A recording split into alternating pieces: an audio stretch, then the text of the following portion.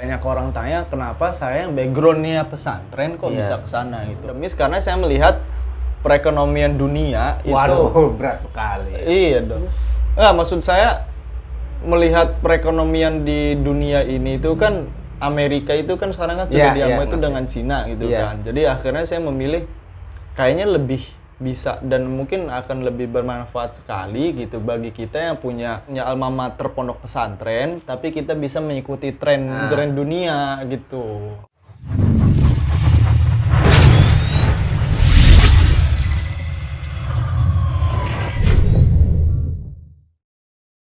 Ya, alhamdulillahirrabbilalamin. Wabinastain. Pembukaannya luar biasa ya kan? Esa lumrah sekali. Template banget ya. Jadi malam ini, tapi nggak tahu deh, kapanpun kalian nonton, pagi, siang, sore. Iya. Jadi balik lagi dengan gue Sofatila Amin di podcast Pesan dan Tren. Kali ini kalau kemarin-kemarin kita bahas soal Indonesia, soal santri, dan kita bawa orang yang pernah menginjakan kaki ke bumi Cina. Jadi selepas saya sudah ada, dia ini secara umur di bawah saya, tapi kalau secara struktural keluarga dulur tua. Tua, iya kan? Semuka juga tua ya. Dulur tua. Kalau di Pelamunan. Tapi bagaimanapun dia udah nyempitin waktu dan kita juga sudah berkomunikasi meskipun tadi sempat terganjal karena hujan ya.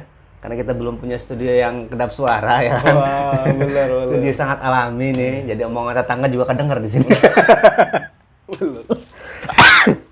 Rawan berarti ya? Rawan. Tembok di sini bisa bicara soalnya. Waduh. Tembok di sini bisa bicara soalnya. Jadi luar biasa. Jadi di sebelah saya sudah ada, kalau kita nyebutnya di sini Kang Ais. Ya. Silakan Kang. 2 patah kata atau berapa gitu perkenalkan diri. Kalau di sini soalnya tamu itu nggak kita kenalin. Suruh kenalin di sini guys. Pintar sekali ya. Iya. Terlebih saya orang yang malu-malu ya kan. Ya, perkenalan formal aja. Nama saya lengkapnya Muhammad Nawar Syarif, tapi lebih Muhammad Nawar Syarif. Oh, Nawar Syarif. Itulah kenapa saya sekolahnya bisnis. Dari nama tuh sudah suka nawar. Oh iya. Jadi Muhammad Nawar Syarif. Tapi lebih dikenal untuk lingkungan keluarga ataupun lingkungan yang ada di Banten, di lingkungan yang terdekat itu nama saya Ais. Saya juga baru tahu itu nama aslinya ya. Oh, sangat dia tahu. Ya? Ada pernah cerita. Iya. Jadi teman saya pernah mengirim barang. Terus namanya Ais. Atas nama Muhammad Nawar Syarif. Nah, terus nggak ada yang tahu. Kirim baju ya kan. Ke warung tuh, warung Bijuju tuh ya kan, tahu kan ya. Orang Toyan doang. Di situ. Di situ. Ditanya Muhammad Nawar Syarif di mana rumahnya. Nggak ada yang tahu. Itu siapa? Orang mana gitu kan. Nelfon itu si kurir ke teman saya nelfon ke saya bilang, udah bilang aja Ais gitu kan. Baru tahu. Habis itu besok ya saya ke warung, si itu Bibi bilang, "Weh Muhammad Nawar Syarif." Nama lengkap ya. Nama lengkap tadi ya. Jadi itu untuk perkenalan. Jadi itu lebih dikenal nama saya Ais gitu. Nah, tadi kan udah nama. Ya kan. Secara keluarga ini abang saya. Jadi pokoknya banyak banget yang bakal kita bahas saat ini. Seperti biasa pesan antar itu soal ngomongin soal sekelumit tentang santri-santri milenial. Oh iya. Ya kan. Kalau kita bahasakan kalau santri kuliahnya misalkan Mesir banyak. Karena lurusannya begitu. Lurus masih kan? Satu track ya. Iya, satu track. Iya. Santri kemana ke Yaman. Ya kan. Santri kemana ke Arab, ke Maroko banyak. Iya, banyak. Tapi kali ini pemirsa, jadi Ais ini ada yang unik di dalam perjalanan apa ya? Mencari ilmunya. Jalan ninja. Di mana Kang belajarnya Kang? Di Fuzhou, China. Tuh, namanya aja bingung gua. Fuzhou. Iya, Fuzhou. Di Fuzhou, China. Fuzhou itu daerah kalau di Indonesia itu bisa kita ibaratkan seperti Surabaya dan Madura. Kalau di Fuzhou itu seperti Fuzhou dengan Taiwan. Gitu, di pinggiran. Fuzhou tuh ya, di universitas apa namanya itu? Di Fuzhou University. Fuzhou University jurusan? Jurusan International Economic and Trade. Jurusan Ekonomi Internasional dan Perdagangan berarti. Iya, jadi lebih kayak perekonomian dan perdagangan dunia lah. Tuh. Santri ekonomi jadi kan begini kan? Iya. Gitu kan? Bener. Nah, saya sangat menarik sekali karena dari dulu tuh pesantren di Pesantren dulu di Lirboyo kan? Lirboyo. Pesantren dong. Pesantren. Pesantren. Terus kenapa kok ke Cina gitu? Kan kalau jalan begini berarti kan? Iya, karena ini sih terlebih pribadi sangat bosan sih sebenarnya gitu. Bosan dengan? Bosan dengan artinya ketika kita sudah belajar agama gitu kan. Ya walaupun memang dengan keagamaan yang saya mungkin bisa dikatakan masih kurang. Iya, masih perkenalan lah. Masih perkenalan gitu. Tapi ketika ya pengen terlihat artinya mencoba hal yang baru aja. Berarti kayaknya sama kayak yang saya alami. Jadi ringkasnya ketika kita di pesantren ketemu dengan nasara yang suruh, pas kuliah tuh nggak mau gitu ya. Jadi kalau bisa dibilang nggak mau monoton. Gitu. Ya mungkin nggak tahu ya, kita nggak ada yang tahu bahwa ternyata di Mesir kayak gimana gitu kan. Iya. Cuma kalau saya tidak mau terlihat monoton aja gitu. Alasannya cuma itu doang. Itu aja sih. Dan kalau akademis ya, alasan akademis karena saya melihat perekonomian dunia itu. Waduh, berat sekali. Iya dong, dalam perekonomian itu memang lama-lama akan lambat laun itu ke China gitu loh. Oh, dari ulama ulama kita pun belajarnya ke sini gitu atau maksudnya? Maksud saya melihat perekonomian di dunia ini itu kan Amerika itu kan sekarang kan sudah diambil itu dengan Cina gitu kan. Jadi akhirnya saya memilih kayaknya lebih bisa dan mungkin akan lebih bermanfaat sekali gitu bagi kita yang punya minat ke sana. Iya, maksudnya punya alma mater pondok pesantren, tapi kita bisa mengikuti tren dunia gitu. Oh, iya gitu ya. Sih. Sementara kan di global persaingan global kan Amerika iya, gitu. Iya, karena kita pun juga saya juga ingin bahwasanya tidak ingin santri itu terlihat seperti ya pemikiran yang kolot kayak gimana gitu kan. Ya kayak gitu kan. Sebenarnya kan gitu kan ingin menendang dan tidak ingin ada perkataan yang seperti itu gitu, membuktikan bahwa pesantren itu tidak hanya bergulat di kitab-kitab saja gitu. Iya. Terus dari sekian banyak negara, kalau tadi bahasanya adalah gue nggak mau nih ketika maksudnya udah banyak lah, ibaratnya udah banyak banget orang lulus pesantren ke Mesir, ke Maroko segala macam banyak banget. Sementara Kang Ais kan ngambil sendiri. Dari sekian banyak negara, kenapa harus Cina gitu? Ya karena semakin lambat laun kan terlebih hubungan Indonesia dengan China itu seperti apa gitu kan, semakin bagusnya seperti apa dan perkembangan perekonomian Cina itu pun juga bagusnya seperti apa, kita pun juga di situ bisa melihat bagaimana kalau kita semisal sebelum itu China terjadi untuk the number one in the world gitu, kita jadi tahu, kita jadi bisa mengikuti karena kita sudah mengantongi, kita pernah ke Cina dan kita bisa bahasanya. Ya, belajar ke pelakunya langsung. Iya, langsung belajar pelaku langsung gitu. Oke. Tapi boleh cerita sedikit nggak Kang? Proses dari Lirboyo ke Cina tuh kan yang nonton siapa tahu pengen juga sama kan? Iya, benar. Apakah ikut tes dulu? Apakah ikut kursus bahasa Mandarin dulu? Apa ketemu Andi Lau dulu kan? Apa ketemu Jackie Chan dulu kan kita? Iya. Penyesuaian apa? Dulu saya bawa Jackie Chan gitu pas saya kuliah itu. Maksudnya sama kuliah itu. Artinya saya suka Jackie Chan, saya suka itu. Wah, itu saya bawa. Lebih tepatnya menjilat lah ya. Iya. Kadang dibutuhkan menjilat itu kadang dibutuhkan gitu.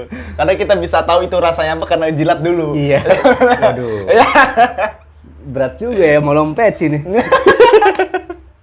Ya gimana tuh prosesnya tuh? Misalkan ketika di Lirboyo kan tingkatan SMA, SMP, SMA, apakah di sana memang udah ada pelajaran Mandarin dulu, kemudian bisa memudahkan atau mungkin juga ngikut kursus dulu kemana? Oh gini. Persiapannya gitu. Kita kan penasaran tuh karena kan kalau ke Mesir ya meskipun ada ujian Al-Quran misalkan atau kitab, kita udah punya bekal kan. Kalau ke Cina kan gimana? Iya, itu sih yang sering Gimana sering banyak orang tanya kenapa saya yang backgroundnya pesantren kok bisa ke sana gitu. Karena gini, terlebih saya mondok di Lirboyo dan Lirboyo itu dia punya unit Arisalah. Oke. Punya cabang namanya Arisalah. Lirboyo itu payungnya. Ya, terus nyabang gitu kan. Dan itu unit yang masih ada dalam kampung Lirboyo gitu. Dan Lirboyo itu namanya SMP Arisalah. Itu saya SMP dari gambaran Arisalahnya dulu ya. Jadi kita SMP itu kita sudah diajari bahasa Jepang. SMP itu. SMP itu. Semua siswa Jepang. SMP kalau dibilang kayak pelajaran muatan lokal. Ya, muatan lokal ya, mulok ya. Wajib itu. Wajib semuanya. Dasar itu. Dasar itu. Berarti SMP Kang Tahir juga belajar Jepang semuanya. Juga? Begitu Semuanya kakak saya yang pernah ke Lirboyo, karena kebetulan kan kalau kakak saya kan nggak ada yang tahu kan, kakak saya itu ada 3 itu semuanya dari salah juga gitu. Berarti mereka belajar bahasa Jepang Mereka juga? belajar bahasa Jepang juga. Terus. Akhirnya bahasa Jepang, akhirnya untuk SMA kita itu diajarinnya muluknya bahasa Mandarin. Oke. Dan kebetulan di Arisalah itu kita setiap tahunnya itu mendatangkan langsung guru dari China. Guru tamu langsung dari China. Jadi kita belajarnya itu langsung dengan orang Chinanya. Di situ. Jadi di situ awal saya sama sekali tidak punya niatan ingin belajar bahasa Mandarin. Saat diajar sama orang Cina sini. Karena saya tidak punya ketertarikan dan masih melihat background. Iya. Gitu kan. Apa iya tuh wong pelamunan itu? Bener kan? Mikir apa nih? kan go ore kan orang kan mikir gitu kan. Tahu iki tuh bahasa Cinanya apa ya? Iya, di situ mikir apa ya aja. Enggak mendaftarkan sama sekali. Akhirnya waktu itu ada cuman karena saya orangnya suka dulu dari SD sampai sekarang itu saya suka ikut lomba pidato, kan. Dan ternyata pidato apapun gitu. Akhirnya saya waktu itu oleh kepala sekolah dan oleh para pimpinan pondok pesantren itu ditunjuk untuk mewakili pondok pesantren lomba itu namanya Chinese Bridge. Jembatan Cina. Chinese Bridge, kalau orang pada ngiranya bridge ini jembatan judi. Kan ternyata. Wah gila lo menang judi ya di Cina gitu, seringnya gitu. Kok tahu? Jadi kan gitu. Kan saya kalau judi nggak offline, online. Iya kan. Makanya pada bilang gitu, lu Chinese Bridge lu menang itu ya lomba Cina apa lu main kartu? Waduh dikira saya main mahjong ya kan. Gitu kan. Lu main mahjong kan, padahal kan enggak. Chinese Bridge itu jembatan Cina, yang mana dalam arti menjembatani budaya Cina itu agar dikenal oleh dunia. Berarti Kang Ais sebagai perwakilan masih waktu itu lomba ikut lomba dari sini. Saya ikut lomba Chinese Bridge. Mata lombanya apa? Suruh presentasi kah? Kalau lomba itu ada tiga apa namanya? Maksudnya kayak tiga tahapan lah ya, bisa dibilang 3 tahapan. Pertama pidato, terus tes tulisnya juga dalam bahasa China. Terus lomba pidato, terus kita memperkenalkan budaya China. Nah, budaya China presentasi. Tampil bukan presentasi. Kalau presentasi kan lebih ke penjelasan ya. Misalkan apa ya namanya, misalkan kalau di Bali itu apa? Di Bali tuh tarik kecak misalnya. Ya tarik kecak. Praktek tarik kecak. Iya, praktek tarik kecak. Terus ngapain apa waktu itu? Kalau saya waktu itu wushu. Oh gitu. Dikira orang Banten kan, wah bisa silat nih kan gitu kan, punya yang mendekati apa ya? Iya, wushu. Iya, kuda-kuda udah nampel nih. Terus. Akhirnya wushu gitu. Akhirnya di situ saya ikut lomba. Jadi yang menjembatani pada dasarnya saya yang menjembatani saya bisa ke China itu karena lomba. Nah, tapi jangan khawatir. Tempat lombanya itu setelah nanti saya ceritain detail ya. Iya. Karena ketika Chinese Bridge saya ikut lomba. Setelah lomba itu singkat ceritanya saya tahun pertama ketika SMA itu saya menang langsung the best performance. Dari wushu. Dari yang wushu. lain nampilin apa tuh? Macem-macem. Dan itu termasuk itu masih di kalangan provinsi. Dan Jawa, itu Jawa. saingannya pun juga itu tidak hanya pesantren, tidak hanya itu global lah, global. Dan ada pondok pesantren lainnya pun juga yang ikut lomba gitu. Itu perlombaan waktu itu masih belum tercium lah, masih belum beken banget lah waktu itu. Dan itu yang sering dilewatkan oleh para pesantren-pesantren, bahwasanya semua itu ada, terkadang hal yang tidak terlihat itu menjadi wah gitu loh. Iya. Akhirnya saya ke Cina, akhirnya saya ikut lomba China. Tahun pertama saya the best performance Di provinsi itu. di provinsi itu. Lah, tadinya kan nampil wusu harus latihan wusu dulu dong. Iya, latihan wusu. Itu saya pelatihan itu setengah tahun ada kali. Persiapan buat lomba itu. Persiapan buat lomba itu. Yang manggil pelatih siapa? Langsung dari pondok. Jadi pondok Fasilitasi, difasilitasi pondok semuanya. Oh, Ais mau tampil apa nih gitu? Nampil apa nih, dan kita Berarti juga mungkin pada saat itu kalau mau tampil ala Bruce Lee dipanggil Bruce Lee. mungkin sekali. Jadi saya belajarnya pas tidur ya, biar ketemu lab mimpi ya kan. Gitu. Oh gitu. Terus. Karena kita difasilitasi masalah kayak kita belajar pidato langsung sama orang Cina, orang China, orang Tiongkok. Peserta berapa waktu itu berarti? Peserta ada kali berapa perwakilan dari beberapa sekolah itu, mungkin ada berapa puluh lah, berapa belas sekolah lah, karena masih provinsi. Berarti yang juri orang Cina ya? Iya? Yang juri orang Cina? Iya, juri langsung juga ada mendatangkan orang Chinanya langsung. Nah terus oke. Terus juara wusu nih. Juara wusu. Tahun pertama nih masih Iya. gagal. Oh. Masih gagal, tahun pertama masih gagal. Masih cuma dapat best performance Best doang. performance aja. Kemudian tahun kedua ikut lagi, akhirnya ikut lagi, menang juara 3 provinsi dan berhak untuk mewakili provinsi ke tingkat nasional. Akhirnya saya nasionalnya itu di Jakarta waktu itu, dan nasional bejonya, hokinya saya mungkin ya. Bejonya. Kalimat baru untuk saya. Saya bawa ke perform selanjutnya. Terus bejonya minum tolak angin. Untuk hokinya saya, ketika nasional saya juara 1. Setelah 2 kali nyoba itu. Setelah 2 kali nyoba itu, saya langsung juara 1 nasional. Ada nggak yang juga nampilin wusu peserta lain? Banyak banget, dan sayangan saya itu juga ada yang kita bilang orang Tionghoa. Tionghoa itu turunan China sama Indonesia. Mungkin. Soalnya wusu tuh kayak silat gitu ya di Indonesia. Iya, ya? kalau Maksudnya ini silat gitu. Akhirnya sayangan saya tidak hanya anak-anak kayak mohon maaf, agama yang Islam sekolah-sekolah Kristen kan banyak ya. sekolah Kristen. Minggu Buddha ya gitu. Iya, ada semuanya ada gitu. Itu mempersatukan Cina Indonesia ya. Iya, karena memang di situ China tidak menutup untuk bisa yang ikut siapa aja, enggak. Di wusunya itu duel atau Sendiri kita tampil. Kalau bahasa Banten mah kayak bunga ya. Kalau di bahasa Banten mah kayak kalau di silat mah kayak bebunga gitulah. Yang biasanya kalau kita maulidan kan ada yang nampil silat sendiri gitu kan. Iya. Itu Bukan taruh. metal, bukan. Enggak. Oh. Waktu itu saya bawa pedang sama tombak. Pedang sama tombak saya.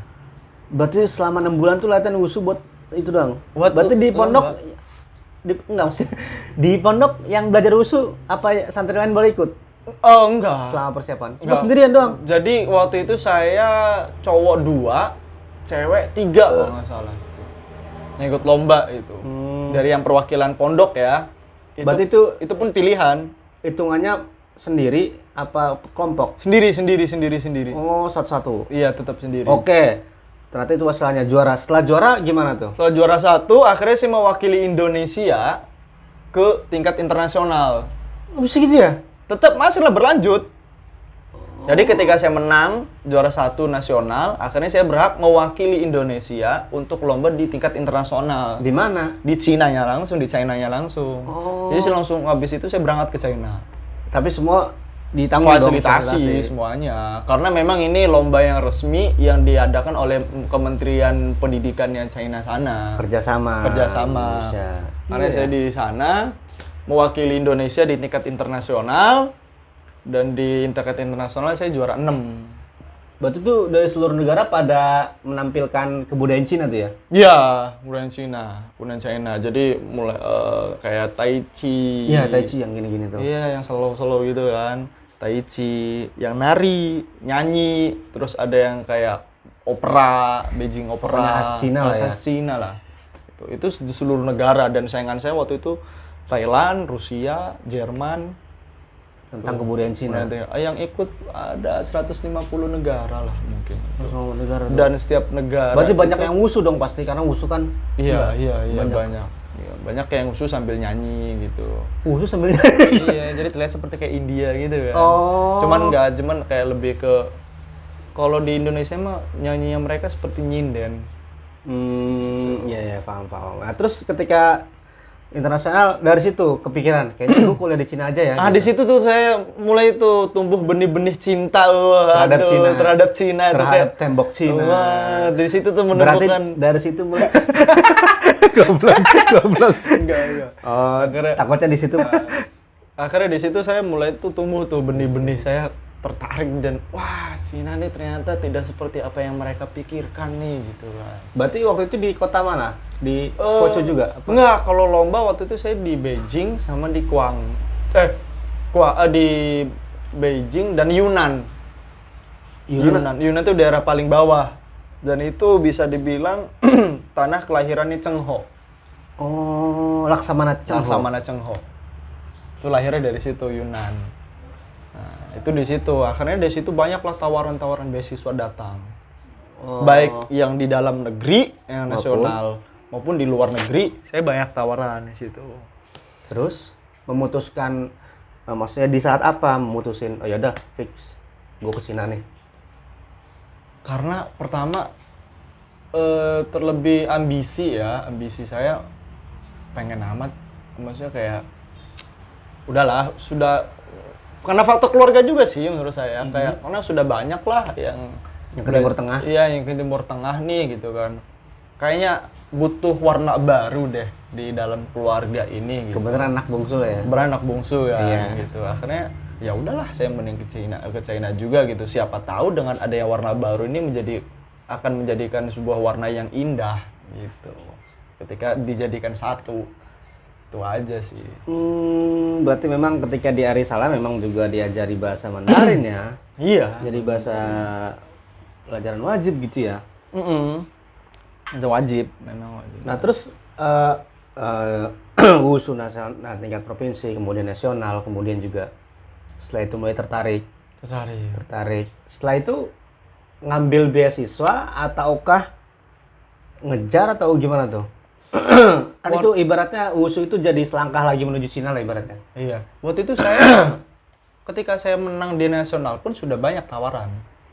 Oh. Jadi sama sekali kalau ya. Jadi kayak duta Cina di Indonesia. Iya. Jadi saya banyak yang lirik. Iya. Jadi kayak banyak yang kartu nama tuh berdatangan. Oh gitu ya. kartu nama dari beberapa yang nasional ya. Yang nasional yang saya nggak sebutin. Ada beberapa namanya mungkin yang dari Aceh sampai Pulau Jawa itu semua nawar. Hanya karena kita mencintai budaya ya? Iya. Wasilahnya ya? Wasilah, karena di situ pun dari setiap universitas yang saya terima tawarannya kartu nama itu, mereka pun juga melihat bahwa wah, ini potensi bahwa China ini bisa membuat hal yang lebih wah. Gitu. Ditambahkan kalau misalkan dari santri lagi.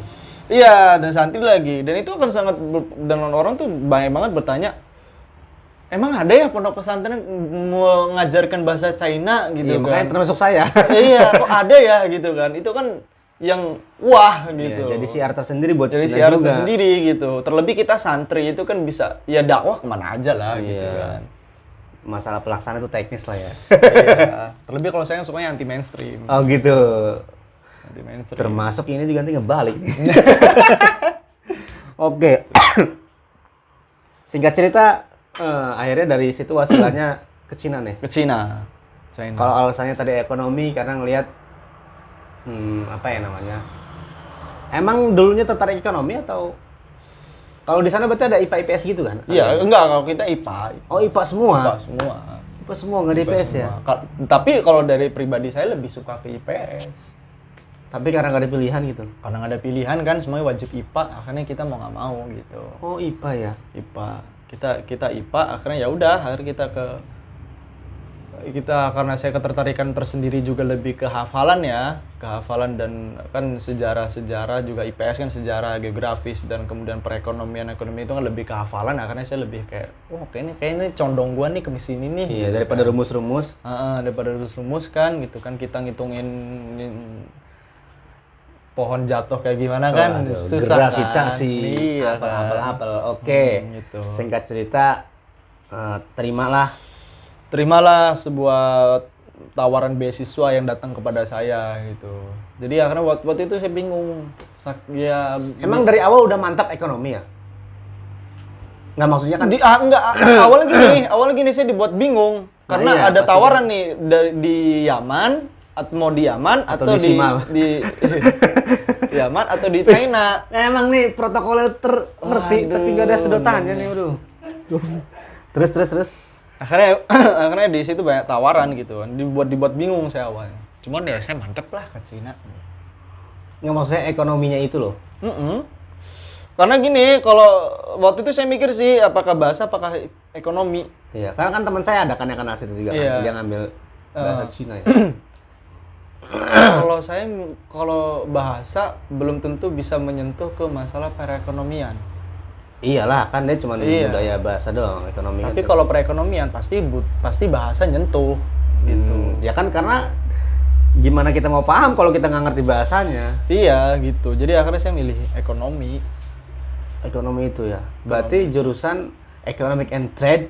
International Economic and Trade. Waduh. Gitu. Dari judul jurusan aja sepertinya pusing sekali. Apalagi saya kuliah. Jangankan ekonomi dunia, ekonomi dompet sendiri saja sering kosong. Itu. Tapi ATM banyak.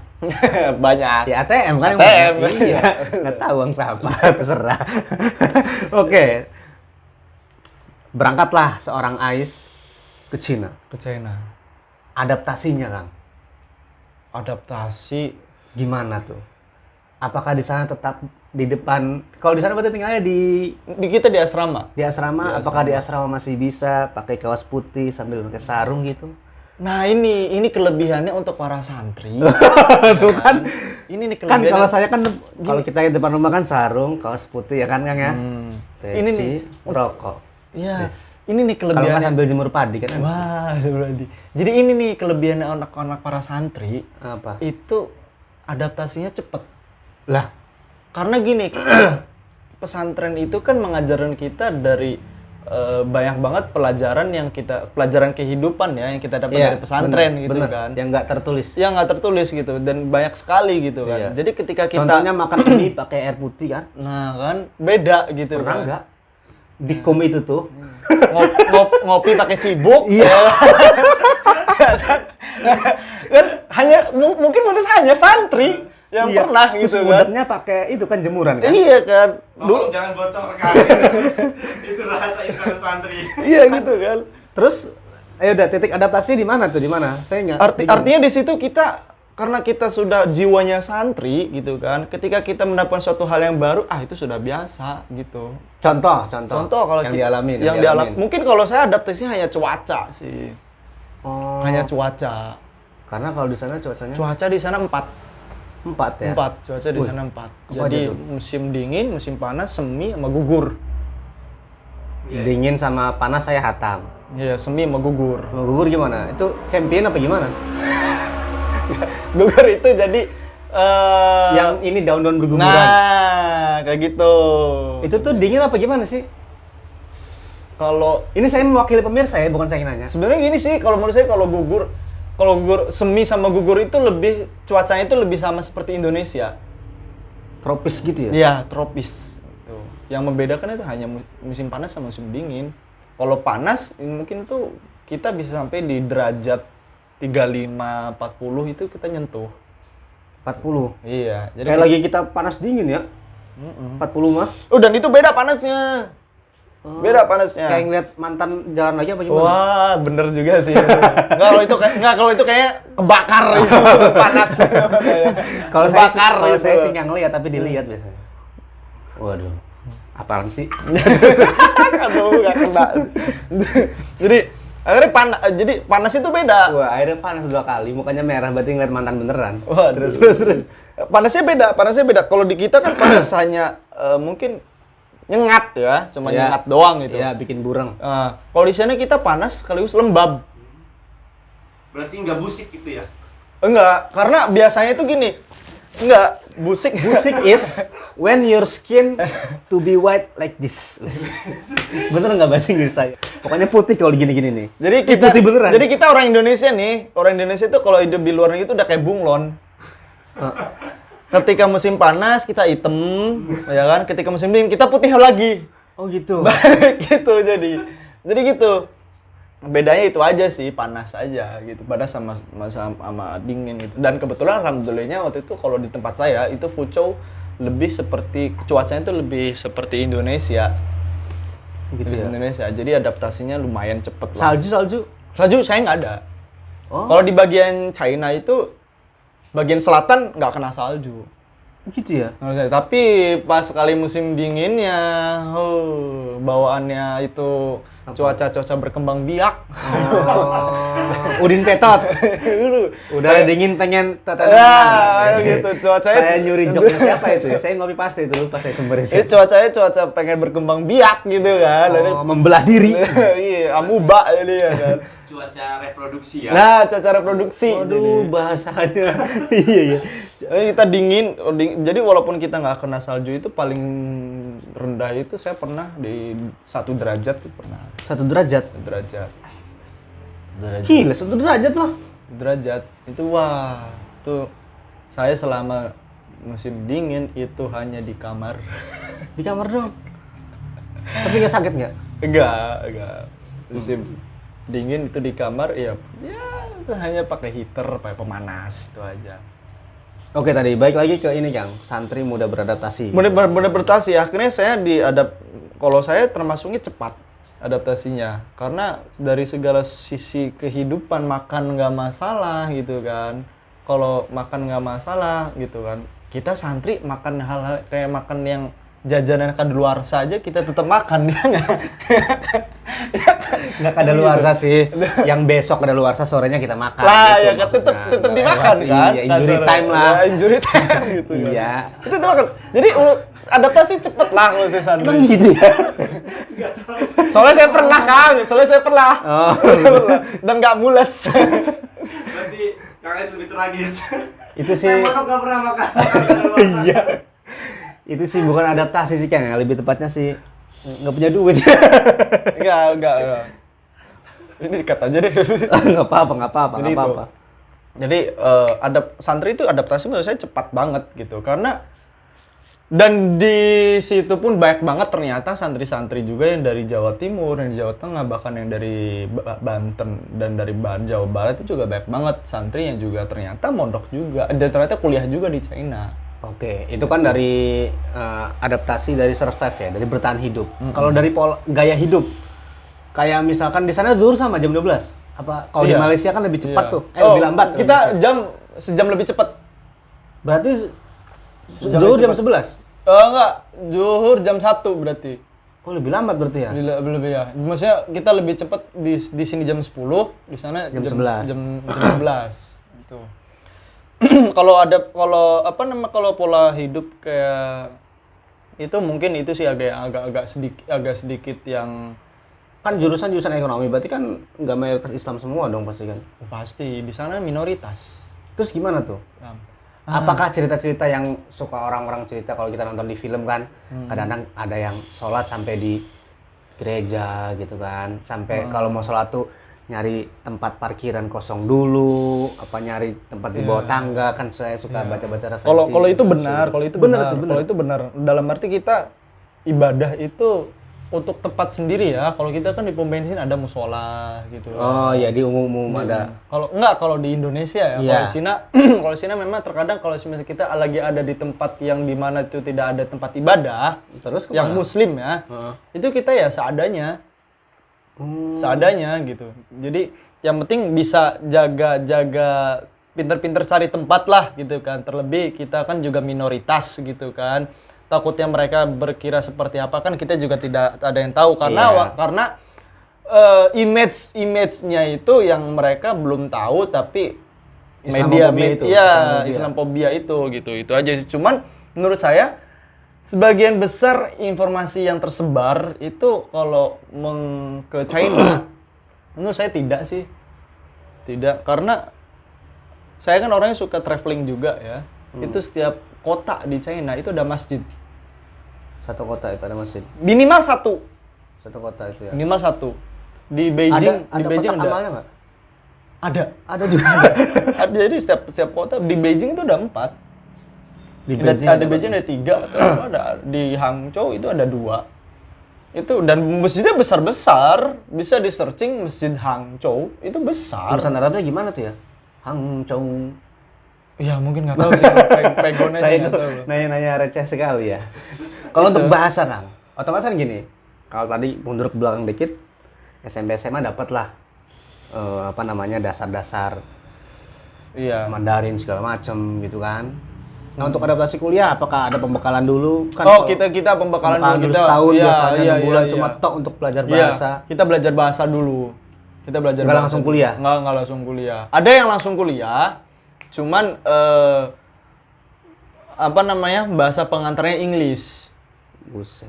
Bahasa pengantarnya Inggris. Dan di sana pun dosennya ya sangat berkompeten sekali, sudah sangat teruji sekali. Iya, Jadi bahasa juga nggak berbahasa. terkendala gitu. Dan banyak juga dosen-dosen juga yang ternyata lulusan Eropa.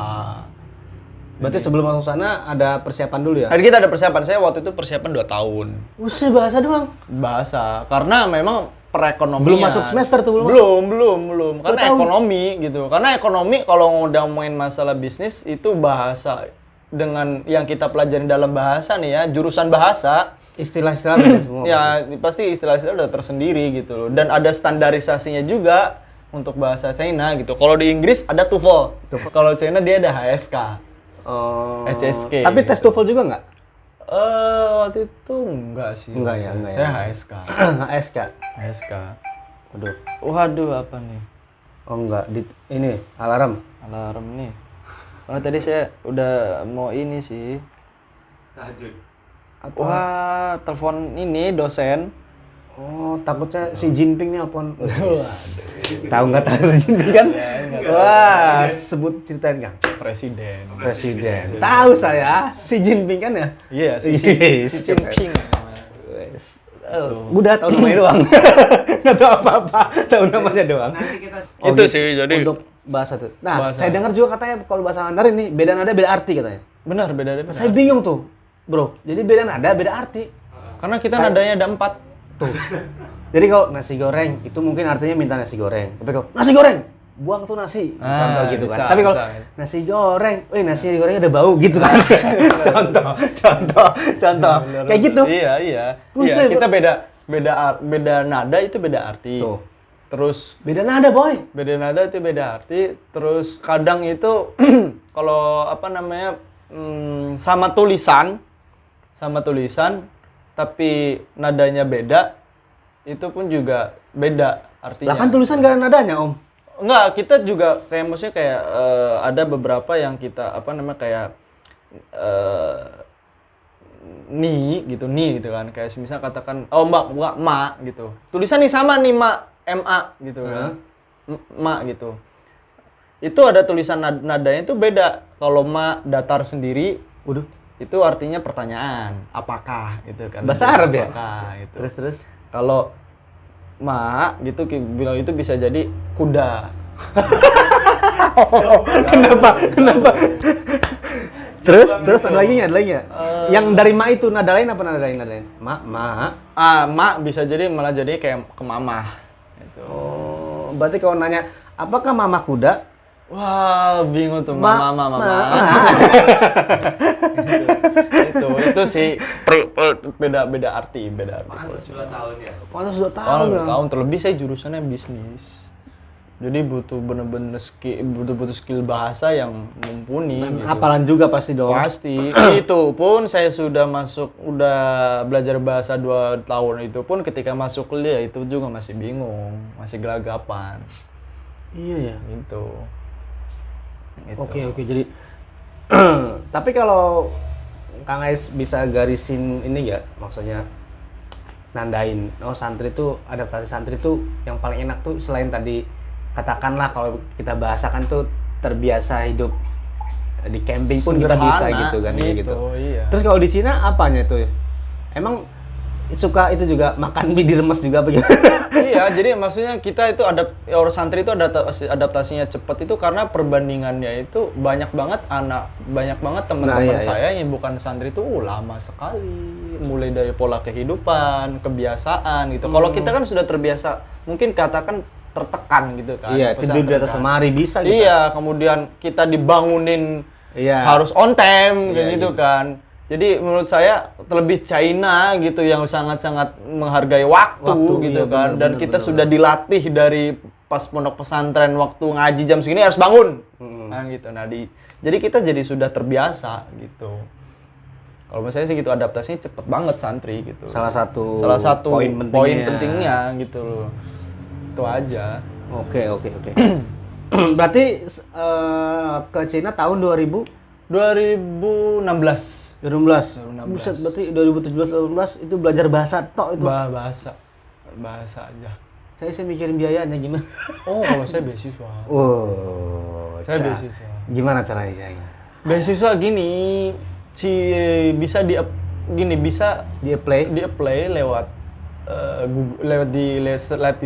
searching di Google itu ada itu apa LPDP apa gimana kalau Kang Ais? Kalau saya jalurnya LKPBM itu Lembaga Koordinasi Pendidikan Bahasa Mandarin. Oh, berarti emang sendiri gitu. Yang menampung orang-orang Mandarin yang berhubungan dengan Mandarin. Iya, berhubungan dengan Mandarin dengan China gitu. Kalau sih lewatnya dari situ. Itu jalur eksekutif sebenarnya. Oh, jalur langit. Jadi, tapi nggak usah khawatir. Biasanya banyak juga orang-orang yang lewat Google juga kita nge-play gitu. Dan persyaratannya apa? Persyaratan Kan biasanya suruh bikin proposal, suruh bikin kalau kamu dapat beasiswa, kamu mau membangun negara seperti apa kan bisa kayak gitu kalau LPDP itu ya. Kalau kita bikin paper segala macam. Kalau kita sih mungkin hanya itu aja sih nilai sekolah, kemudian kalau ada TOEFL ya bisa juga TOEFL gitu kan dan jurusannya itu apa dan kita biasanya dikasih pilihan nih. Sama kayak SNMPTN gitulah. 1 2 3. Iya, 1 2 3 gitu. Kita dipilih seperti itu gitu. Dan akan lebih mudah lagi kalau misal kita punya HSK. HSK itu TOEFL-nya China. Oke. Kalau tadi kita bicara banyak banget soal pengalaman, soal pola hidup. Nah, saya baru inget nih. Katanya Kang Ais pernah mengislamkan orang menuju minal muslimin. Rahmatillah alamin. Aduh. Enggak, itu pernah sekali. Prosesnya gimana? Apakah di Cina? Apakah pas waktu di Lirboyo? Apakah sambil wusu? Di Cina waktu itu. Nah, berarti itu kan kaitannya kan dengan pola hidup, keislaman segala macam. Gimana ceritanya itu? Boleh nggak ceritain? Kalau mau diceritain nggak apa-apa. Waktu itu ada teman saya. Jadi saya kan sering gini di daerah Fuzhou itu dulu waktu itu belum ada organisasi Islam.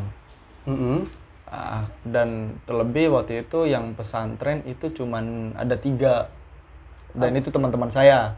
Yang pesantren. Hari Salasmo itu? Iya, hari Salasmo dan akhirnya ketika tahun kedua atau tahun ketiga gitu, saya sama teman-teman bareng-bareng mendirikan sebuah organisasi atau kumpulan himpunan untuk Muslim gitu. Namanya Abatasa sih. Abatasa? Anak bandel tapi santri. Oke. Abatasa. Abatasa. Oh gitu. Abatasa Fuzhou. Anak bandel. tapi santri. Bisa Gitu. juga anak abah tapi selon. Anak baik tapi santri juga kali gitu. Oh, tapi nggak pas. Anak bandel tapi santri. Anak bandel tapi Tapi santri. santri. Karena disitulah wasilahnya kita mendirikan sebuah rutinitas setiap malam Jumat kita tahlilan, terus Thailand. tahlilan kita setiap bulan kita hataman Quran gitu. Karena disitulah terbawa orang saya teman saya ini yang turunan China ya, yang turunan China akhirnya terbawa. Tapi orang Indonesia apa orang Cina? Orang Indonesia cuman turunan. Oh, tapi belum beragama Islam. Iya, Terus, belum terus. beragama Islam. Itu terbawa dengan kebiasaan kita, kemudian yang kebiasaan kita mengadakan acara kayak gimana mereka dia terlihat kok asik ya, kok indah dong, kok teratur hidupnya gitu. Karena dia dan apa namanya? Kebetulan waktu itu dia juga ada seseorang lah gitu. Maksudnya? Seseorang yang dia sukai Dari dari muslimah. Muslimah. Terus Ya kita tidak tahu hidayah itu datang dari mana. Kan Iya. itu pertanyaannya kan. Gitu. Innakalan tahdiman ahbabta. Iya, kita kan tidak ada yang tahu gitu kan. Bukan berarti karena sebuah percintaan, ini mau gara-gara cewek masuk Islam Enggak lah. kurang afdol kan gitu Iya. kan.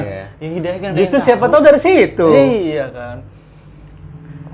Terus. Dia di situ dia punya keyakinan, oh saya pengen masuk Islam gitu. Nah, karena bilang sama saya untuk besok ada acara ingin mengadakan sebuah syukuran dan sekaligus saya minta tolong saya sahadatin saya yang gitu. Itu diizin orang tua nggak apa? Oh, itu sempat kontra waktu itu Oleh orang tuanya? Sama orang tuanya semua kontra. Sempat sampai nggak diakui. Iya, lo ke Cina malah Islam gimana sih? Iya, Sengaja lo gue kirim ke malah Islam. Iya kan. Gitu. Harapannya memang kelutahan leluhur kan. Iyalah. Akhirnya di situ sih Harapannya ketemu vampir gimana sih? akhirnya kan di situ. Karena di situ akhirnya besok oh ya udah dengan senang hati ya, dia bilang gitu kan. Dengan senang hati saya ingin datang dan mensahadatinya gitu kan. Langsung gitu aja apa kakak nggak nanya dulu? Sebelumnya saya iyain dulu, habis itu saya langsung tanya ke kakak saya ada doa-doa khusus kan gitu kan. Langsung konsultasi, saya mau masukin orang muslim tapi ini ada doa-doa khususnya tidak gitu. Terus, kan. barangkali Ya doain aja gitu kan, doain aja ya seperti biasa gitu. Akhirnya saya mensahadatinya, cuman saya juga bilang takutnya saya kurang afdol, saya bilang nanti pas di Indonesia kamu sahadat lagi sama kayak ini masjid. akhirnya beliau sampai sekarang udah masuk Islam. nikah nggak tuh sama perempuannya? Kurang tahu sampai sekarang. Oke, perjalanannya itu ya. Jadi Perjalanannya pernah. berarti poin yang saya ambil adalah jadi kadang-kadang orang tuh nggak perlu apa ya maksudnya ya ceramah tentu dibutuhkan, tapi kadang-kadang masuknya itu nggak harus dari ceramah, kadang-kadang ya dengan hal aja gitu, dengan keadaan, dengan cara kita bermuasyarah ya. Iya, Cara jadi kita bergaul. wah pergaulan itu sebenarnya mengenai masalah Islam, bagaimana kita cara berdakwah itu setiap manusia ataupun setiap orang kan punya karakternya tersendiri dalam membawa. Kita juga kan kita tuh semuanya Iya, maksudnya kita bebas lah gitu. Dan di Islam juga tidak melarang dalam sisi apapun. Yang penting masih dalam hal kebaikan gitu kan. Dan kita tidak terbawa, itu aja sih. Iya. Itu. Waktu itu di tahun keberapa tuh? Waktu itu tahun ketiga kalau nggak salah. Tahun ketiga gitu. Akhirnya tahun ketiga saya ditelepon. Berarti itu kayak di asrama kampus gitu ya? Oh enggak, saya waktu itu beda. Oh iya, saya sama beliau beda kampus. Beda kampus. Beda kampus. Terus yang nyatuin kalian apa? Organisasi muslim itu yang saya bentuk. Oh, Jadi jadi satu kota itu ada beberapa kampus. Ya, paham. Nah, akhirnya saya membentuk ya kayak IAIN ya, gitu. akhirnya saya membentuk organisasi muslim di situ untuk artinya kita juga agar tidak melupakan kita itu siapa dan tidak melupakan kegiatan amaliyah Islam. Akhirnya saya bentuk, akhirnya semua saya kumpulin.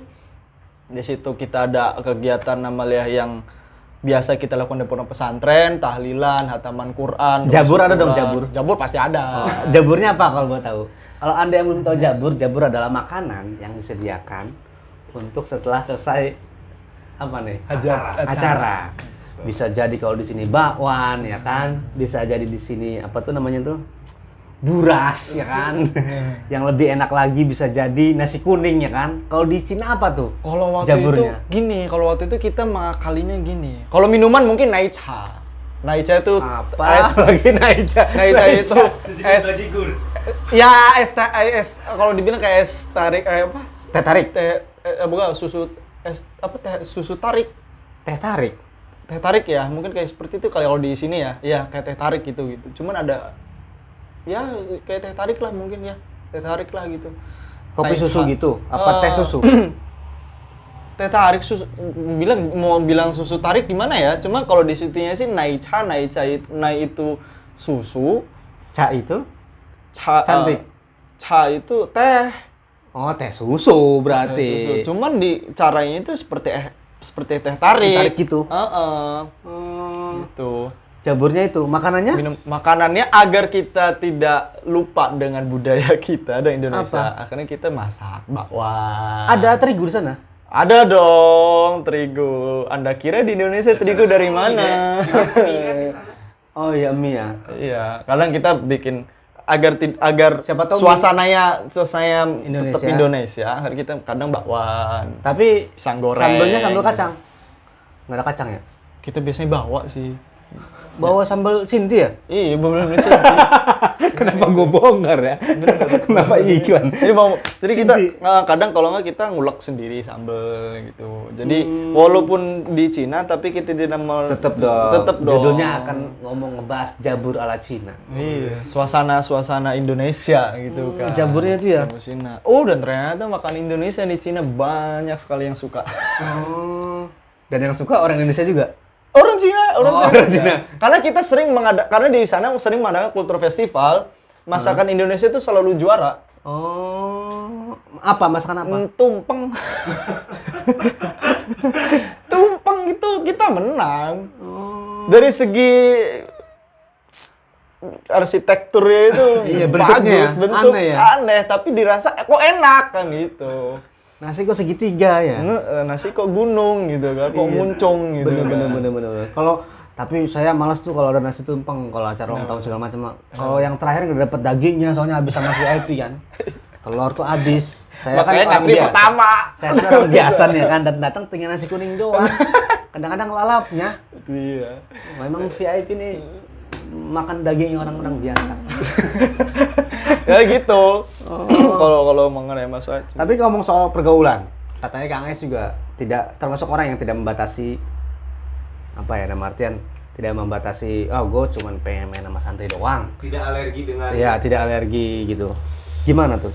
Iya, kalau saya pribadi, saya orangnya welcome. Orang welcome dalam arti tidak pernah kayak membatasi saya harus itu, karena pribadi saya juga saya pernah mendengar kata-kata begini, ya pemuda itu yang tidak mengatakan siapa bapak saya, siapa orang tua saya, tapi ya inilah saya gitu kan. Hanada. Iya, hanada gitu. Artinya di situ saya tidak membatasi walaupun itu teman saya ataupun dalam pergaulan itu dia pemabuk atau dia nyabu atau bahkan dia clubbing, apa bahkan dia suka main cewek gitu kan. Itu saya welcome itu aja. Nah, kadang-kadang kan oke lah kita welcome. Tapi kenyataan yang ada kan kadang-kadang orang-orang sekeliling kita, si Roma menganjik arkuan, kan gitu kadang tuh ya. Kalau mainnya main ini sih, nah itu kan nggak setiap telinga diberikan kekuatan untuk mendengarkan itu kan. Kadang-kadang ada juga yang Lanjut gimana tadi bergaul sama orang tadi? Oh ini, kalau saya mikir begini sih. Kalau saya mikir gini, sebenarnya pemikiran-pemikiran kayak gitu tuh yang artinya kita tidak akan pernah tahu gitu kan. Kita tidak akan pernah tahu siapa yang bisa yang di dalam masalah kebaikan itu kayak gimana, itu yang kita tidak akan pernah tahu bahwa siapa yang akan memang kita diterima di akhirat atau nanti kan gitu. Iyalah, pasti. Pasti kan gitu. Pasti. Kenapa saya lebih ke situ? Kenapa saya lebih suka bergaul dengan orang seperti itu? Karena Karena kalangan orang-orang mereka itu sebenarnya sangat banyak sekali. Justru kalau di film itu akan sering sangat menarik sekali kalau ceritanya dulu dia penjahat akhirnya jadi hero. Oke, paham. Iya kan? Akan sangat monoton sekali kalau dia memang awalnya sudah punya kekuatan. Iya. Seperti kayak Superman ya, Superman paling kuat lah gitu kan. Cuman kayak planet Krypton. Iya kan. Coba kalau filmnya kayak Deadpool gitu kan. Iya kan. Itu kelihatan keren gitu kan. Menarik nih yang ditunggu-tunggu gitu kan. Di situ saya mengartikan bahwa orang-orang yang seperti itu sebenarnya yang butuh diperhatikan dan butuh ekstra benar-benar kayak harus kita pedulikan gitu, karena tidak semua tidak yang mengenal Islam, mungkin Islam itu kan hanya mengenal Islam tapi tidak mengenai secara dalam gitu loh. Dan siapa lagi kalau bukan kita sebagai santri yang mengajarkan ataupun memberitahu mereka gitu loh. Walaupun dari kita sendiri pun tidak tergerak hati gitu kan. Iya. Tapi jangankan kita jauh untuk ngingetin. Kadang-kadang ya, mereka kita sapa, kita temenin aja udah senang sebenarnya. Iya. Wih, lu gitu kan, udah senang sebenarnya. Karena mereka berpikir gini. Wah, asik juga nih ya ini orang gitu kan. Gua kira kalau yang lain kan belum apa-apa udah ngejauh apa segala macam. Iya, justru itu yang seharusnya kayak mikir jangan melihat orang itu dari sebelah mata gitu. Dari sebelah mata, ataupun mungkin Anda melihat orang-orang yang seperti itu karena Anda itu melihat dengan kacamata hitam. Wasik. Karena kena matahari jadi hitam. Iya, kena kacamata hitam. Jadi apa yang kalian lihat itu semuanya hitam. Oke. Coba kalau kalian melihat yang salah putih, bukan apa yang Anda lihat, tapi cara Anda melihat. Iya, cara Anda bagaimana melihat. Bener, cara Anda bagaimana melihat gitu. Iya, coba kalau Anda pakai kacamata putih, itu semua akan terlihat warnanya apa. Gitu. Bener. Asal jangan nggak pakai kacamata. Iya. Karena Anda minus. Takutnya jatuh. Karena kita udah bulan puasa nih. Puasa di Cina, Kang. Ada ceritanya nggak? Wah, puasa di Cina itu berapa jam? Sama 11 jam sih. Mungkin 13 lah, lebih lama lah. 13 jam. Karena kan lebih cepet dong kita. 11 jam berarti. Iya, 11 jam dan lebih cepet dong. Ada cerita menarik ya puasa? Wah, itu godaan sekali. Karena semua restoran buka. Oh, tidak ada yang men-sweeping ya? Tidak ada men-sweeping karena mikir ada restoran halal dan itu masih buka. Kan? Itu terbuka gitu. Ya itu sih terbalik lagi dengan keyakinan masing-masing sih, kekuatan kita masing-masing. Makanya kenapa saya bilang santri itu adaptasinya besar, santri itu sangat sekali. Karena sudah terbiasa. Melihat yang lain kenyang, kamu lapar. Iya, sudah terbiasa gitu. Yang melihat yang lain jajan, kamu nunggu kiriman. Gitu, karena udah terbiasa. Akhirnya ya, kalau saya nggak masalah lah. Kalau masalah puasa. Lebaran di sana pernah berarti? Lebaran. Nah, ada yang menarik kalau lebaran. Apa? Jadi kalau di lebaran ada Indomaret yang nyetel lebaran sebentar, nggak ada ya? Udah nggak ada. Nggak ada yang nyetel lagu ungu gitu, nggak ada ya? Yang lagu takbiran di remix juga nggak ada. Jadi judul takbiran remix. Tidak ada itu takbiran yang di remix ya. Jadi takbiran nada Cina nggak ada juga? Nggak ada. Di situ nggak ada. Jadi berarti kayak hari biasa aja? Hari biasa, seperti hari biasa. Cuman yang menariknya itu gini. Takbiran remix. Kenapa kepikiran ke sana sih? Jadi yang menarik itu di sana gini. Jadi kalau di dalam Islam sendiri itu kan kita melihat hilal ya kan. Ketika hari 29, yaudah kita sholatnya 29 gitu kan. Yeah. Kalau di Cina itu dibulatkan harus 30 hari. Karena ada protokol yang harus harus ditaati. Jadi setiap imam atau setiap organisasi muslim jadi ada di China itu sendiri pun sebenarnya zaman dulu itu para pimpinan atau para penasihat itu pun juga sebenarnya dari Islam juga, imam besarnya juga gitu. Dan ada organisasi Islam sendiri gitu. Kalau kita kayak NU lah gitu kan. Yeah. Itu kesepakatan untuk pemerintah itu karena dibuletin, karena kalau Cina kan mintanya kepastian kan. Nah, Akhirnya kita hitungan pasti. Itu pasti pokoknya pastian tanggal 30, 29, 29. Akhirnya kesepakatannya dibuletin 30. Enggak ada ru'yatul hilal berarti. Enggak ada. Jadi kesepakatan 30 gitu. Jadi kita sholatnya itu kadang kita di 1 Syawal, kadang ya di 2 Syawal gitu sholatnya gitu. Karena kita nentuin itu. Karena apa? Karena di situ kenapa dibulet 30 hari? Karena dari pemerintah pun juga menurunkan keamanan yang super ketat.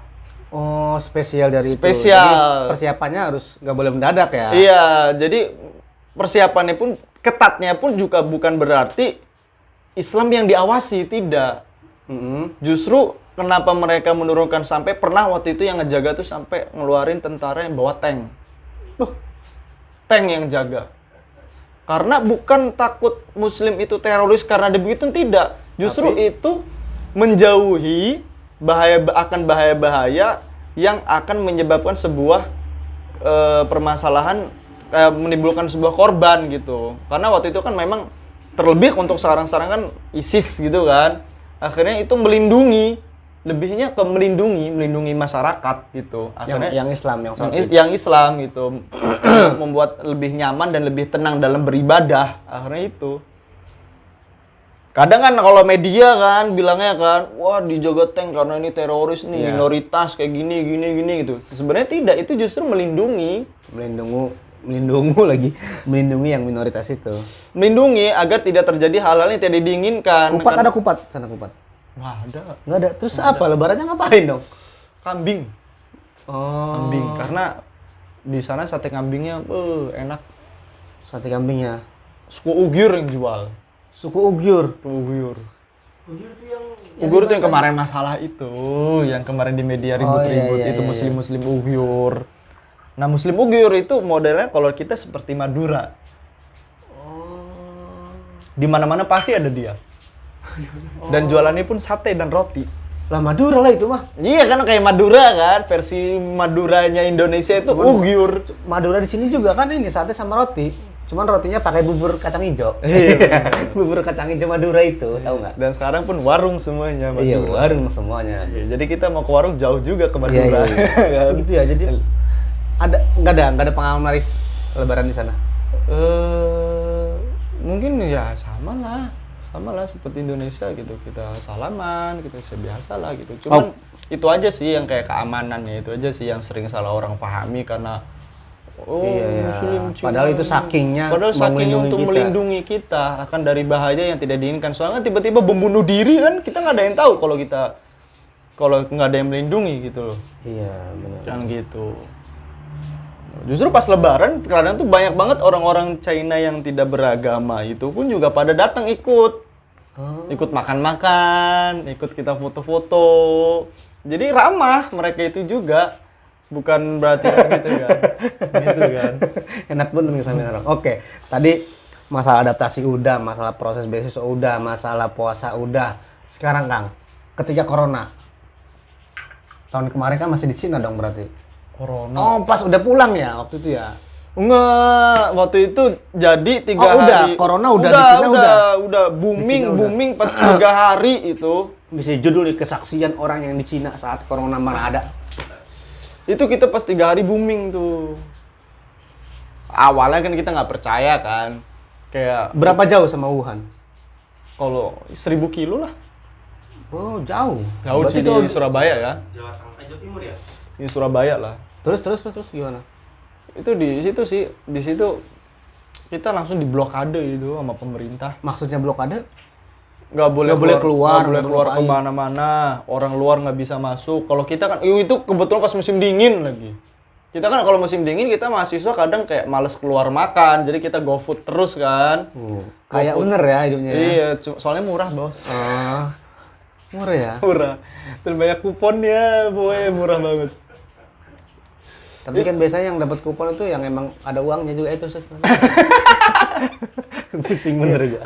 Kalau kita kan kalau di China semuanya serba online. Oh gitu. Serba online. Kita pun, saya sendiri pun memegang uang cash ketika di China itu sangat hal yang saya benci.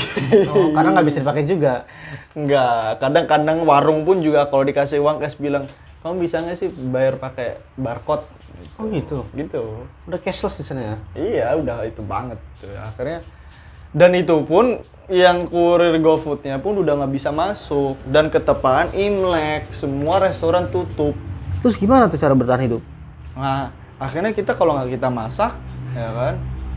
Kalau kita nggak masak, ya kita GoFood tapi kita harus keluar. Tapi waktu itu saya mikir lagi kan, waduh kalau saya kayak gini terus nih GoFood nih, saya kan juga nggak bisa masak ya kan.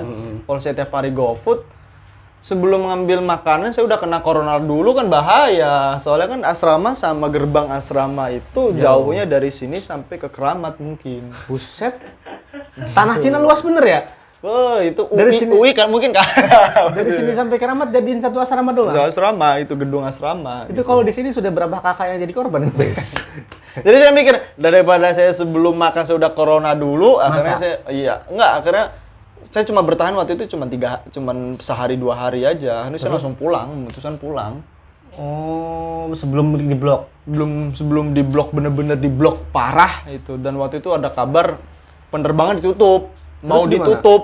Penerbangan mau ditutup, karena kita bener-bener kayak ngeburu diskon gitu kan, beli-beli, udah pokoknya buru-buru beli tiket gitu, beli tiket pesawat gitu. Akhirnya Tapi orang rumah sempat khawatir nggak nelponin gitu nggak? enggak kayaknya, Enggak ya? Udah nggak inget sama anak yang di Cina. karena saking banyak anak kali. Karena sibuk persiapan nikah di sini kan? Iya, lebih. Enggak, kalau saya mikir begini, kalau keluarga justru sebenarnya mengkhawatirkan, cuman meredam aja biar saya tidak khawatir gitu. Cuman saya pribadi karena ada itunya sendiri gitu kan, pemikiran sendiri, maksudnya kayak pertimbangan sendiri bahwa kalau saya semakin lama di sini akan bahayanya tuh timbul banyak, karena saya memutuskan pulang. Oke, jadi selama corona di sana 2 hari di sana ya?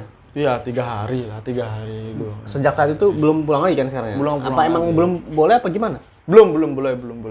Oh belum boleh, berarti aktivitas kuliah sekolah di sana belum? Online, kita online. Semuanya online? Semua online. Banget, ya kan? Siap. Tentang Cina, tentang cinta.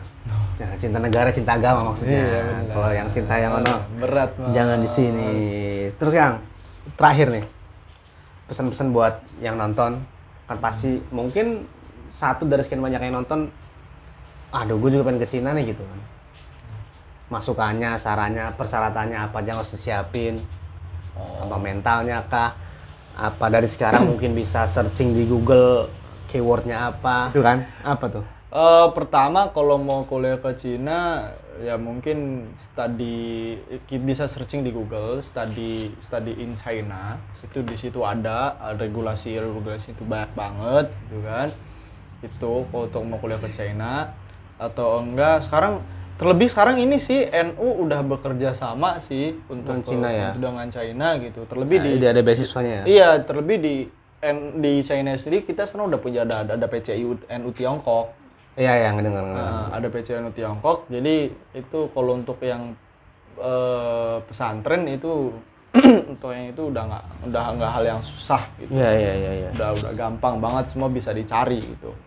Kemudian untuk Teknisnya misalkan belajar Mandarin apa gitu. ya mungkin belajar Mandarin Banyak-banyak nonton Jackie Chan kan apa gimana? ya mungkin sering-sering banyak nonton aja sih. Beneran? Bener. Karena saya juga kadang latihnya begitu. Oh, nonton film ya? Film. Tuh, jangan suka ngejek yang suka nonton film. Meskipun pakai subtitle lebah ganteng. Itu ketawa kan? Saya pernah disindir. Kalau enggak Akatsuki ya kan? Saya pernah disindir waktu itu. Saya pernah mendatangi nekat saya waktu itu kan. Saya orangnya nekat. Untuk jadi translator Menteri Pariwisata.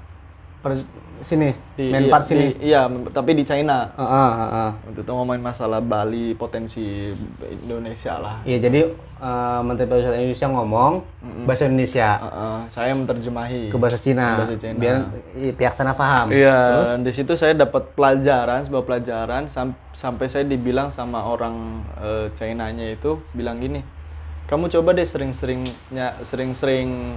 denger musik China atau dari movie itu bisa sangat membantu sekali untuk pronunciation-nya, kemudian susunan kalimatnya, cara ngomongnya itu sangat jelas sekali. Jadi itu cara yang simple banget tuh belajar dari hal-hal yang kayak begitu sebenarnya.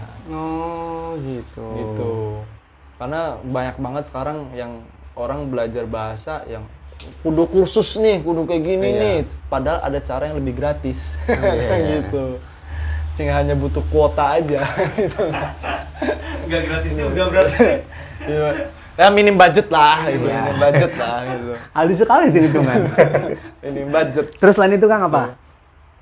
Kemudian sering nonton, sering movie, musik itu juga membantu gitu kan. Kemudian belajar ya mungkin kalau ke HSK lebih susah sih ya. Bukan susah juga sih. Persiapannya lebih matang itu, atau enggak banyak sekarang kayak udah banyak banget sih lembaga-lembaga yang bisa membantu kita untuk kuliah di sana gitu. Jadi jembatan kita ya. Iya, jembatan. Tinggal kitanya aja mau aktif nyari enggak? Iya, tinggal mau sedikit berjuang lebih keras enggak? Iya, gitu. Karena tidak ada mau begadang enggak buat belajar. Karena tidak ada yang simple gitu. Gitu. Itu aja sih. Ada yang simple instan mie, itu juga harus digodok dulu. Iya. Digodok kudu duit gas. Ada cari duit yang instan juga sebenarnya. Contohnya? Ngepet aja butuh lari dulu. Wih. kan. Sebenarnya nggak ada instan ya kan. Ngepet aja butuh lari dulu. Lari dulu ya. Capek dulu kan. Iya. Berarti nggak ada instan. Itu pun nggak pasti dapat uang. Nggak pasti uang. Nogel aja kudu ngitung dulu ya kan. Waduh ya. Kudu ngitung dulu. Jadi nggak ada instan semuanya. Ada instan ya. Ada instan. Gitu. Jadi kita harus kalau ke China itu sebenarnya bukan hal yang mudah. Selagi Anda sekalian punya mimpi, Anda sendiri punya keinginan, itu menentukan Anda ke langkah yang Anda inginkan, itu aja. Ada lagi ya? Banyak sih sebenarnya, banyak gitu, sebenarnya banyak sih. Terlebih kalau masalah kehidupan, saya percayalah orang-orang terlebih santri itu tidak ada masalah-masalah kehidupan. Iya, tinggal nerimo aja sebenarnya. Iya, tinggal apa namanya? Rumase. Ya, rumase maksudnya kayak lapang dada aja. Itu aja. Itu tadi supaya nggak ke bawah sama supaya nggak ke dari bawah. penonton kita tadi itu. Supaya nggak ke bawah pertama. Kayaknya dia hampir ke bawah kayaknya. Gara-gara nonton Sun Gokong ya. Pertama memang butuh bekal agamis ya. Itu bekal agamis banget yang benar-benar bisa mengokohkan pendirian kita.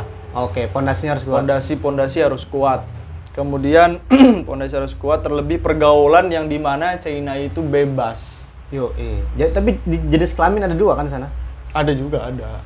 Ada yang selain 2? Ada transgender biasa yang itu biasa yang kelamin 2 belum pernah tahu karena belum pernah buka.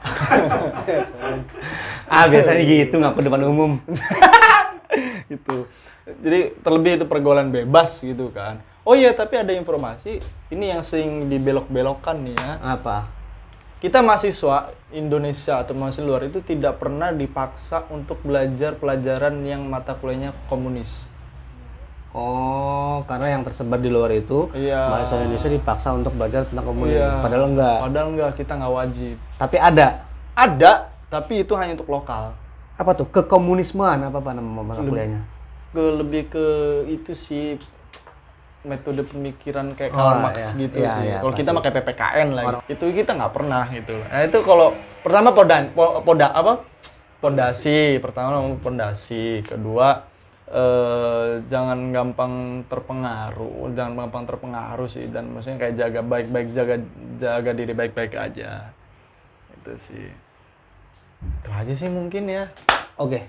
Udah banyak banget karena ini udah sejam lebih ya kan? Sejam lebih. Iya, tarifnya tarif Cina soalnya. Kalau argo rupiah aja udah berapa? Ini Cina mata uangnya apa? Yuan. Ada 2, yuan sama renminbi. Tuh, yuan sama renminbi. Ya, sebenarnya sama, cuman perhitungan maksudnya beda alokasinya aja. Oh gitu ya. Kalau yuan kan argonya aja ada 2 macam mata uang. Gue bingung gue mau nuker kemana duitnya juga. Ya kan, meskipun ada tempat nukernya, yang ditukar apa orang nggak punya duit. Ya di sini itu recommended enggak? Iya. Recommended parah. Oke, sebutkan 3 alasan kenapa kita harus kuliah di Cina. Pertama, terakhir. Iya, pertama perekonomian, kesejahteraan dalam kesejahteraan dalam untuk perekonomian kan.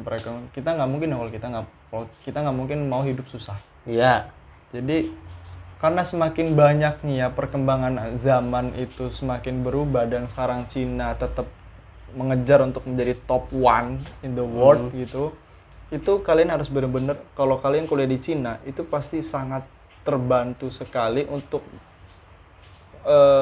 pertumbuhan perekonomian negara juga pribadi juga itu karena sangat dibutuhkan sekali orang-orang yang sekarang itu yang bisa bahasa Mandarin dan terlebih yang pernah hidup di China. Gitu. Berarti paling enggak mindset kita melek finansial lah ibaratnya. Iya, melek finansial. Kemudian pengalaman dan pemikiran itu sangat berpotensi sekali dan sangat berpengaruh sekali bahwa biar nggak sempit lah.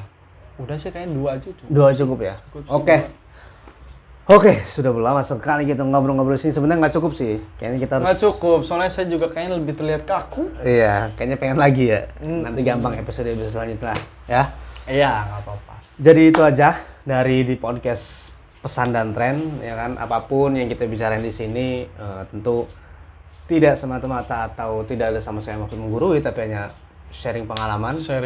Dan siapa tahu di luar sana mungkin ada yang tidak terjangkau dengan public figure di sana, tapi ketika nonton kita mungkin teman-teman yang in lah gitu ibaratnya, satu frekuensi lah sama kita, bisa share atau bisa nanya langsung di komennya. Ya kan? Iya. Pengalaman di luar negeri segala macam. Jadi kalau menurut saya yang bisa kita ambil adalah bahwa santri ya, kalau kita masih minder menyandang status sebagai santri, jelas itu salah. Kalau kita masih mandang santri bisanya begitu-begitu aja, jelas salah besar. Tapi kenapa saya bilang gitu? Karena banyak orang yang bisa ngebuktiin semuanya. Ada yang ke Cina, ada yang segala macam. Jadi tinggal kita mau lebih ngebuka pikiran kita, tinggal kita mau lebih lama ngebuka mata kita buat ngebaca.